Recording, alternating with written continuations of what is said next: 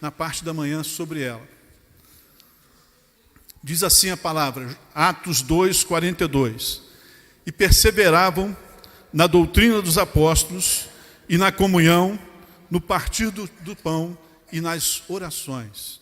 Senhor, mais uma vez, queremos te louvar, te adorar, bendizer o teu nome, ó Deus, porque tu és o nosso Deus, o nosso amigo, o nosso amparo. Tu és a nossa esperança, ó Deus, não temos outra. Muito obrigado pela tua palavra, que é viva, que é eficaz, que nos direciona, que nos ajusta, que firma os nossos passos. Oramos agradecidos em nome de Jesus. Amém.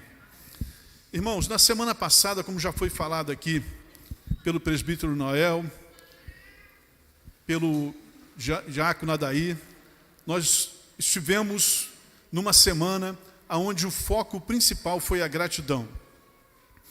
As nossas orações, como já falamos algumas vezes, elas são na realidade muito mais petições do que orações. Porque a oração ela envolve agradecimento, adoração e também a petição. Mas as nossas orações são muito petições. Os irmãos que participaram dessa semana devem ter visto qual a dificuldade que é de você fazer uma oração colocando só os agradecimentos. Você priorizar o agradecimento. A tendência é você sair rapidamente para o campo da petição. E essa semana, a nossa tarefa, que não é uma tarefa penosa, né? Nunca é. A nossa tarefa é a oração ao meio-dia.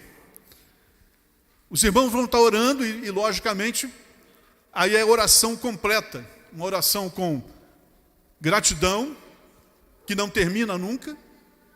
Não temos como pagar, só temos como agradecer. Ainda assim, um agradecimento frágil, porque somos limitados. Então, a oração envolve o agradecimento, a oração dessa semana, o agradecimento, a adoração e também a petição. Porque nós não temos outro a quem pedir. Nós não temos outro de quem esperar. E nós pedimos para aquele que tudo pode, aquele que é o Deus dos impossíveis, aquele que pode todas as coisas e mais do que isso, aquele que quer o nosso bem, aquele que nos quer bem. Ninguém quer melhor por você e para você do que Deus. Deus quer coisas muito melhores do que nós mesmos, porque a palavra de Deus diz que nós não sabemos pedir como convém. Nós não sabemos o que precisamos. Muitas vezes nós achamos que necessitamos de algo, mas na verdade aquilo é caminho de morte. Há caminhos que ao homem parece perfeito, mas o fim deles são caminhos de morte. Então, nada mais inteligente, nada mais sábio do que entregar na mão de Deus os teus caminhos. Essa semana, o foco é restaurando a pregação cristocêntrica. Restaurando a pregação cristocêntrica. Cristo, parece redundância, e é mesmo, mas é importante entendermos isso. Cristo é o centro do Evangelho. Não existe cristianismo sem Cristo. Cristo é o autor e consumador da nossa fé. Cristo é o centro de tudo, é o centro da história. Cristo é o centro da nossa história. Como nós já falamos algumas vezes aqui, antes de Cristo e depois de Cristo. Eu queria ler um texto em 1 Coríntios 3, versículo 4. E por que é importante a gente reafirmar essa questão de Cristo? Porque nós temos uma tendência, irmãos, a colocar outras coisas no lugar dele. Nós temos a tendência de colocar obras, nós temos a tendência de colocar dias, nós temos a tendência de colocar alguma comida que pode ou não pode. Nós temos a tendência de colocar principalmente homens no lugar de Cristo. Porque se fulano falou, então eu sigo cegamente o que ele falou. Se a igreja presbiteriana tem uma doutrina, então eu sigo cegamente essa doutrina. Existe cristianismo sem igreja presbiteriana. O que não existe é cristianismo sem Cristo. E não é simplesmente Cristo, né? Mas é Jesus Cristo. É importante que a gente afirme isso, Jesus Cristo. Porque Cristos tiveram muitos. Houveram muitas pessoas que se colocaram como Cristo através da história. Mas Jesus Cristo só existe um. E Ele é o único caminho, a única verdade e a única pessoa que pode nos conduzir à vida e vida eterna. E vida com abundância. E o apóstolo Paulo, ele estava enfrentando um problema sério na igreja de Corinto. Aliás, a igreja de Corinto era um problema sério. Como existem muitas igrejas que são problemas sérios. Nós somos, de uma forma geral, casos sérios, que só Deus pode resolver. E Deus dá jeito na gente. E entre outras coisas, muitas coisas até mais graves, mas entre outras coisas, havia um grupo que defendia que Apolo que deveria ser ouvido. Outro grupo defendia que fosse o próprio Paulo. Então havia partidarismo. E Paulo escreve para a igreja de Corinto da seguinte forma: quando, pois, alguém diz, eu sou de Paulo, e outro, eu de Apolo, não é evidente que andais segundo os homens? Quem é Paulo? E quem é Apolo? Servos por meio de quem crestes, e isso conforme o Senhor concedeu a cada um. Eu acho interessante, irmãos, o apóstolo Paulo, eu tenho uma admiração profunda por ele. As cartas que ele escreveu, já falei isso para os irmãos, a carta à igreja de Roma, a carta aos romanos, é de uma profundidade e uma carta completa, um evangelho completo. Durante muitos anos que eu tive a oportunidade de estar ministrando aulas para novos convertidos, para pessoas que estavam se preparando para batismo, eu sempre afirmei, sempre falei e sempre entendi dessa forma: leia primeiro a carta aos romanos. Leia a carta aos romanos. Você tem o evangelho completo da redenção que Deus fez por mim, de como eu devo me relacionar com Ele, com o meu Deus, e no final como eu devo me relacionar com meus irmãos. É completo. Então eu tenho admiração por Paulo, mas eu tenho a consciência de que foi pela misericórdia de Deus, pela ação de Deus, que ele fez o que fez.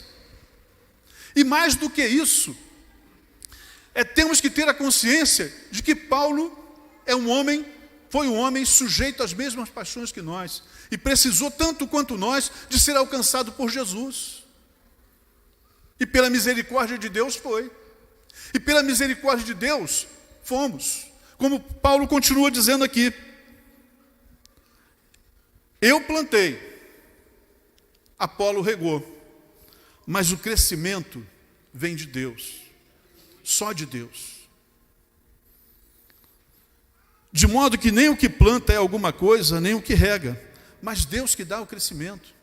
Irmãos, toda vez que você confiar em homem, você está fazendo um convite à decepção. Nós somos falhos, mais cedo ou mais tarde, vamos decepcionar um ao outro.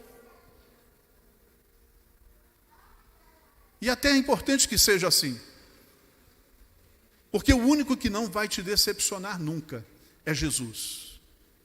Você pode até se decepcionar num determinado momento por achar que Deus deveria ter te dado algo, ou feito algo por você, ou dado uma intervenção que você esperava. Mas no tempo certo, no momento certo, você vai entender e vai ser revelado para você que o que Deus fez era o que você precisava, era o que você necessitava, e não o que você queria. De modo que nem o que planta é alguma coisa, nem o que rega, mas Deus que dá o crescimento. Ora, o que planta e o que rega são um, e cada um receberá o seu galardão, segundo o seu próprio trabalho. Porque de Deus somos cooperadores. Olha só que coisa fantástica, irmãos. De Deus nós somos cooperadores. Quem somos nós? Limitados, acovardados, sem enxergar um palmo na frente do nariz. E Deus pega, nos transforma, e de Deus somos cooperadores. Lavoura de Deus, edifício de Deus sois vós. Eu me lembro de um tempo, não vou falar o nome do pregador, nem do pastor, né, pastor pregador, que todas as vezes que a gente se reunia no Rio para fazer algum evento, envolvendo diversas igrejas, era esse pastor que era lembrado. Não tinha outro. É quase que endeusado no meio evangélico na época. E aonde está esse pastor hoje? Porque a Bíblia diz que, Deus diz que a glória dele Ele não dá a outro. Se você passar à frente de Deus, se você ficar mais importante do que Deus, Deus vai interferir nisso. Não porque Deus queira trazer todas as atenções para si, mas porque Ele é Deus, Ele é o único Deus. E se Ele sabe que se a igreja for enveredar por outros caminhos, a igreja vai se dar mal. Nós temos hoje na igreja presbiteriana 2 expoentes, 2 homens fantásticos, com a cultura, com conhecimento bíblico fantástico, que vale a pena ouvir, que é o Hernando Dias Lopes e o Nicodemos. São homens sábios, cultos, mas para por aí, irmãos. Para por aí. Você pode e deve ter zelo, amor, cuidar do teu pastor. É importante isso.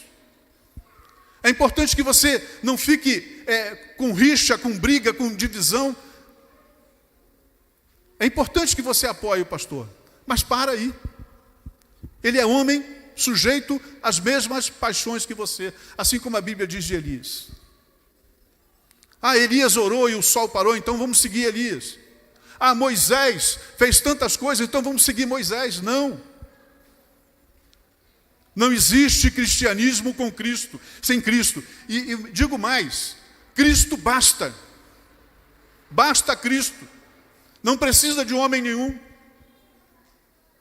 Bastaria Cristo. Mas de alguma forma Deus nos ama tanto que Ele nos insere no seu plano. E nós agradecemos por isso, somos lavouras de Deus. Deus está trabalhando em nós. É importante entender isso. A lavoura não faz nada, é trabalhada. Deus está trabalhando em nós, por isso que diz que somos lavouras de Deus. E fechando aqui esse texto de 1 Coríntios, os irmãos sabem que 1 Coríntios é uma carta de Paulo. Ele está falando e contra ele mesmo, contra não, a favor dele, né? Porque no momento que ele tivesse seguidor e aceitasse isso, ele caía em desgraça. Inteligentemente ele não aceitou o louvor, assim como também Pedro e João não aceitaram. Portanto, ninguém se glorie nos homens, porque tudo é vosso.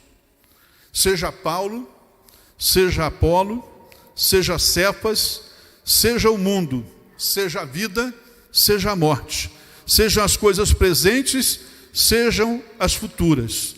Tudo é vosso. E aí o mais importante, e vós, cada um de vós, de Cristo e Cristo de Deus. Nós somos de Jesus Cristo. A mensagem cristocêntrica tem que ser pregada sempre. Não há desvio, não há outro que pode conduzir à salvação. Só Jesus. Amém? Vamos fazer uma oração, mais uma oração. Curva a tua cabeça aí sentado mesmo. Senhor, te louvamos, bendizemos o teu nome. Mais uma vez te louvamos, te agradecemos pela tua graça, fidelidade, bondade, misericórdia. E acima de tudo pela tua palavra, Deus.